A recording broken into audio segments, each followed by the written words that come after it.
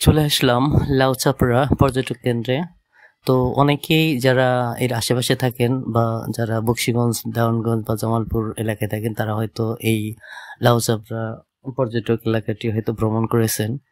তো এইখানে একটা মজার জিনিস, সবাই লাউচাপড়া থেকে একটু দূরে গেলে আপনারা হয়তো রাবার বাগান দেখতে পারেন, কিন্তু হয়তো অনেকেই এই রাবার প্রসেসিংটা হয়তো দেখেন না। তো আজকে আমরা সেই রাবার প্রসেসিং কিভাবে করে সেটাই দেখব।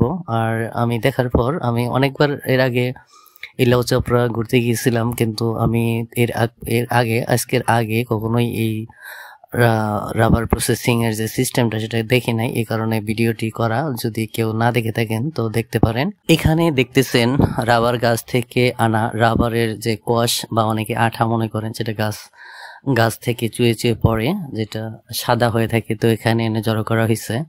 তো এটাকে প্রসেসিং এর মাধ্যমে আপনার এটাকে শুকানো হয়। তো এখানে যে ড্রামগুলো আছে, এটা যে প্রসেসিং করতে খুব বেশি মেশিন লাগে সেটাও না। তো নর্মাল ভাবেই এটাকে প্রসেসিং করা হয়। এখানে দেখতে পাচ্ছেন খুব বেশি যে উন্নত মানের কোনো সিস্টেম এখানে নাই। তো এখানে আপনারা দেখতেছেন সেই প্রসেসিং করা রাবারগুলোকে একটু বড় বড় আকারে ফালি ফালি আকারে রোদে শুকানো হচ্ছে, কারণ এটা না শুকালে এটা আপনার মজুত করা যাবে না, একটু বড় ধরনের সমস্যা হবে, সেগুলা বেশি দিন টেকসই হবে না। তো এখানে আপনারা দেখতেছেন যে রাবারগুলা যেগুলা সাদা সাদা দেখতেছেন, এগুলা একদমই নতুন, মানে খুব অল্প সময় আগে প্রসেসিং করা হয়েছে।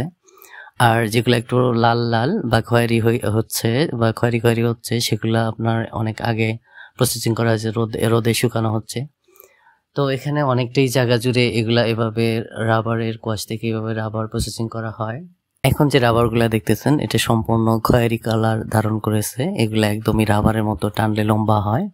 আপনারা দেখতেছেন এখানে রাবারকে একদমই প্যাকেটজাত করার জন্য, মানে এনারা যে জায়গায় পাঠায় সে জায়গায় পাঠানোর জন্য ব্যবস্থা নিতেছে।